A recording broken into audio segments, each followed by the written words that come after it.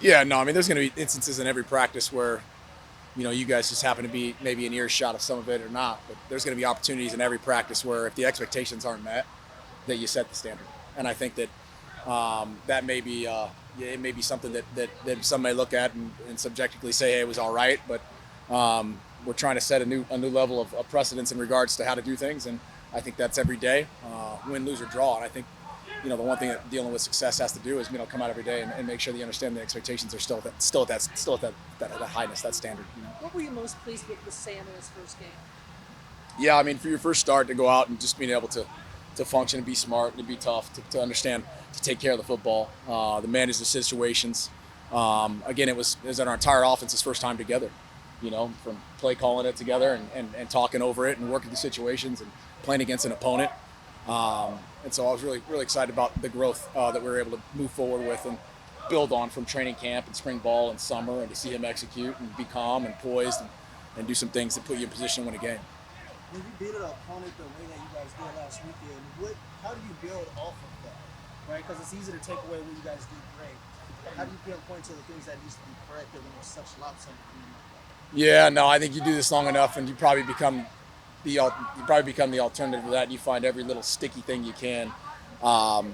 You got to be careful of not celebrating at all, because there's some really good things that you did, and I think that probably the older you get in doing this, the better you get. Kind of like parenting, you got to celebrate the victories and the good stuff. You can't always just beat things up. So, but I think the reality of it is there's always going to be something in there that you can take away from it. I think there's things I took away from it.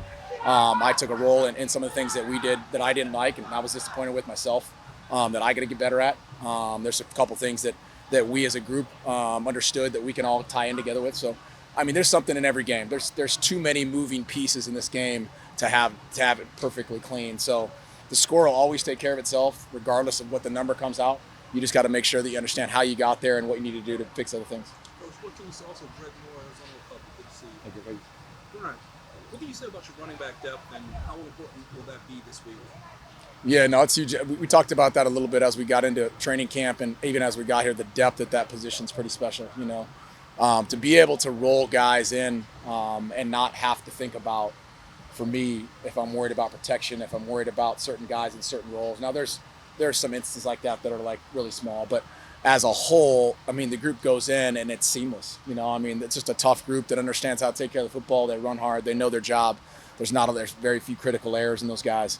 And so, I mean, that's just a really good stable. We've been at a couple places in the last 10 years, and over my career, we've had some pretty special backs that are all played and still playing, some of them. This group right here is pretty special. And there's 3 or 4 guys in the rotation, and shoot, one of them's not even back yet. So really, really deep room, really, really special room, really unselfish group. That's probably the biggest thing too. It's really hard nowadays to kind of get that 4 or 5 guys who always never are saying I. It's always a we thing, and so pretty cool. For being your first game, though, as OC, like, how did the blocking and protections and assignment execution all look to you? Yeah, there was some really good execution. There was I think for the first time of these guys being together, like, I think you do this long enough, you go in it with expectations saying, okay, there's going to be some stuff that's going to be sloppy. There's some things maybe that we don't have to communicate tied up together, just because it's the first time lights, first time hearing it. And for the most part, I think, we try to treat practice the same way, and I wanted to see practice come out in the game, and it did. And these guys communicated well. We're really aggressive in the way we approach the standards and the way we approach the detail, and that stuff came out in game day. And I think practice performance equals game reality is kind of one of the things we preach on, and you kind of saw that on Saturday, which is nice. So now you got to stack those.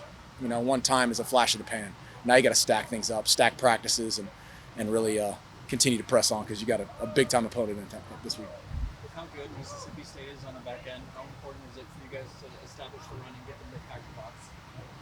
Yeah, I mean, they're obviously a really talented football team that are tough, well coached. They got a good group, a good coaching staff that's there. They've got a new energy and new juice, and I think both sides of the ball are going to give us everything we got. I mean, on the edge, they're on the perimeter. They got some real guys, and so being able to run the football effectively in any game is really kind of our mantra, our identity, as we saw starting last week.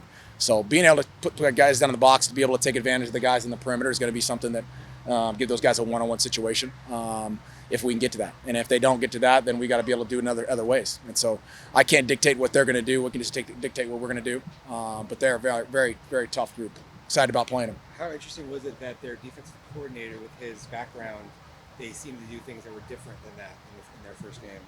Yeah, I mean, you never know what that's about. You never know if it's a change-up package, if it's because of injuries, if it's because of something you thought you'd go into that maybe was his background, but they've come to some kumbaya in regards to what they really believe in. That's maybe harder on offense. You never know when guys go back and they study a little bit. Maybe they want to be something else. I'm not sure. All I can do is check the tape, have a little bit of background, and try to do a little advance on what he was, what I saw versus Eastern Kentucky, and then try to put a package together. Off one game gets kind of hard, but we'll see. We might have to make a lot of on-field adjustments. Yeah, I was going to ask that. Like when he's only called plays for one game.